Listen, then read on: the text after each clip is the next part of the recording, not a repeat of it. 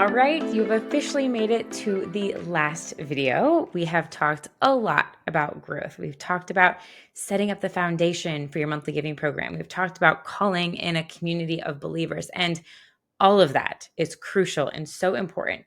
But all of that is also for nothing if there's not a solid retention plan in place, which leads me to this video, which is step 5, share constant joy and gratitude. There is a myth that I've often heard that is, let's not communicate so that they don't leave. They don't remember that they're giving a gift to our organization.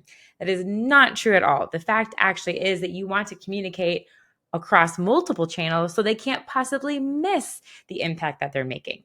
So how do you do this? By the end of this video, you will have ideas on how to structure at least the first 12 months of joy and gratitude moments. Now, the average monthly donor can stick around for 7+ years. So this is a starting point to build out from. I don't want it to feel intimidating. I want this to just be your foundational starting point to work on. Before ideally you launch your program, you want this joy and gratitude to be created. So step number 1, what I want you to do is create an automated email welcome sequence specifically for your monthly donors. And ideally, these are 3 to 4 emails in a short time frame, 4 to 6 weeks. And here's why. That first gift, we are feeling that joy, right? We are feeling that excitement. And so we want to make sure that we are sending timely communication right afterwards about how crucial and important that gift is to you. And automated is wonderful. So A, you don't forget. B, you set it up and forget it. But you can also go back in and make updates as you need to, but you know it's being sent out. And I wanted to give you just a little bit of a sample of what this could look like with each email. So email number 1 is your welcome. It's your welcome. You're saying thank you, and you're sharing why giving a sustainable monthly gift specifically is so important. Email number 2, a little bit longer. You're sharing more information, history about the organization, maybe some statistics. Maybe you include a video from your executive director or your founder. Email number 3, we're sharing a story, an impact story. And it could even be written from the first person of someone who has been affected or encouraged by the organization. Email number 4 is what to expect next. And if you time it appropriately, if it's at that 4-week mark, it could also be saying happy 1-month anniversary. So outside of that, I also love handwritten cards right at the beginning. There is a way to also automate this. If you use a tool like Letter Labs, it's LETTR Labs.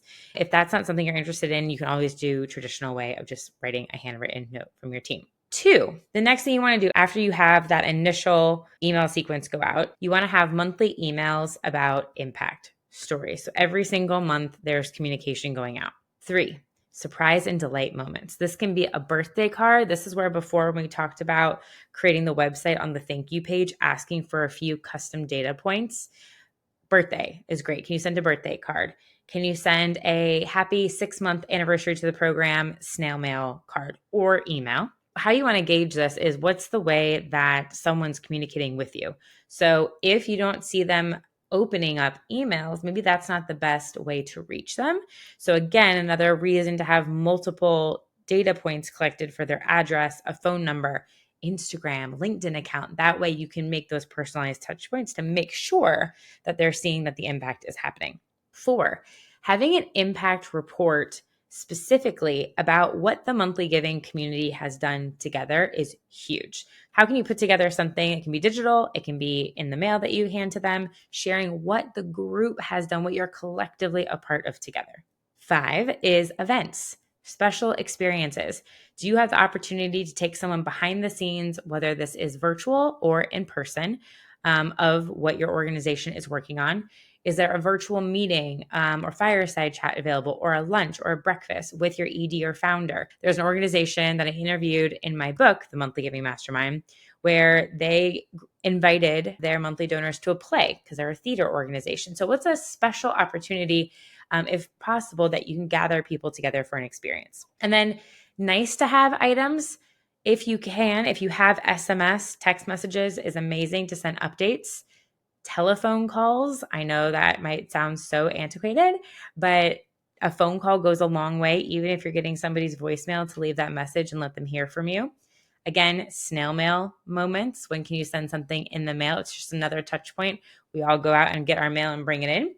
And then partnering with a company on some personalized swag. So I'm a monthly giver of Dressember, and they sent me, after I think it was about a year maybe, a personalized crossbody like fanny pack. And I bring it with me literally everywhere. And that was over 3 years ago. And every time I'm asked about it, I get to tell the story. So they partnered with Made Free to send these bags out to their collective monthly donors. So is there a brand that you could partner with to create something like this? Lastly, on kind of a nice to have, is there the opportunity to partner with a donor or an organization for surprise matches? Donors, we all love matches. Is there like a surprise you'd say, hey, just want to let you know this month, your monthly gift is being matched? Would you is also opportunity to do an upsell moment when you have a match opportunity? Would you consider increasing your gift $5, $3, whatever it is moving forward? The overall thought with sharing constant joy and gratitude is, how are you recreating that initial moment of joy when that first donation was made over and over and over again, making them feel part of this greater community and seeing change, even if it's small, every single month. So as we wrap up this mini mastermind, the great thing is you're not alone. There are literally thousands of organizations working through building their monthly giving programs too. So as you start to work on everything that we've discussed, implementing it, I wanted to invite you to join the Sustainers Slack group. This is a channel for nonprofit professionals just like you, looking to connect with peers and ask questions and get feedback along the way as you build out your recurring giving product. So if you want to sign up for that, you can head to positiveequation.com/monthly-giving, or just head to the homepage and click on monthly giving to learn more. And with that, I want to thank you so much for spending your time with me. And I am wishing you so much success in turning your mission into a beautiful monthly giving movement.